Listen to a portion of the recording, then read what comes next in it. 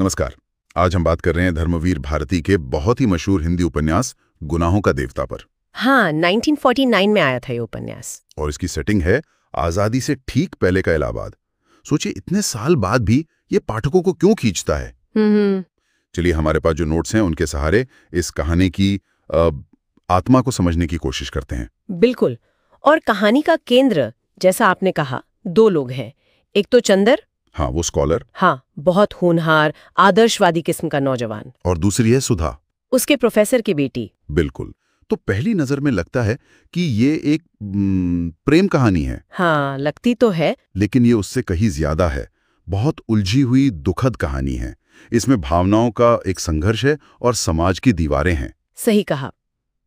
मतलब कहानी का निचोड़ देखें तो चंदर सुधा से प्यार करता है, बहुत गहरा प्यार।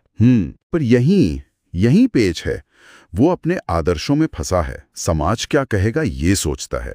और उसे ये भी डर है कि अगर उसने कुछ कहा तो सुधा के साथ जो उसका एक पवित्र रिश्ता है वो शायद बिगड़ जाएगा। हाँ, और नोट्स भी यही कहते हैं। मतलब ये सिर्फ बाहर का दबाव नहीं था, उसका अपना अंदर का संघर्ष था। एक तरह का आप कह सकते हैं नैतिक डर। हाँ, नैतिक डर, बिल्कुल, जो उसे बोलने नहीं देता। और वो क्या करता है, वो अपनी इच्छाओं को दबा देता है। सोचता है कि मैं त्याग कर रहा हूँ, पर असल में वो एक ऐसा रास्ता चुन लेता है जिससे उसे और सुधा दोनों को बहुत ज्यादा मानसिक पीड़ा होती है। हाँ, और सुधा वो भी तो उतना ही प्यार करती है चंदर से। बिल्कुल, लेकिन आखिर में वो समाज के दबाव में आ जाती है, किसी और से शादी कर लेती है। वही नोट्स में ये भी है कि उस जमाने में खासकर मध्यम वर्गीय लड़कियों के लिए विकल्प थे ही कितने। सही बात है, बहुत सीमित। तो ये सिर्फ एक अनकही मोहब्बत की कहानी नहीं हुई फिर। नहीं, बिल्कुल नहीं। इसमें त्याग भी है, नैतिक और सामाजिक।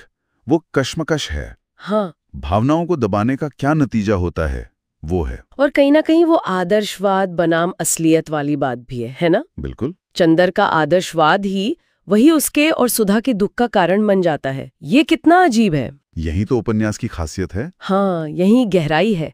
आदर्शवाद, जिसे हम आमतौर पर अच्छा मानते हैं, यहाँ एक तरह से विनाशकारी बन जाता है। सही। चंदर अपने ऊंचे नैतिक सिद्धांतों को बचाने के चक्कर में उन भावनाओं को ही मार देता है जो जीवन को अर्थ देती हैं।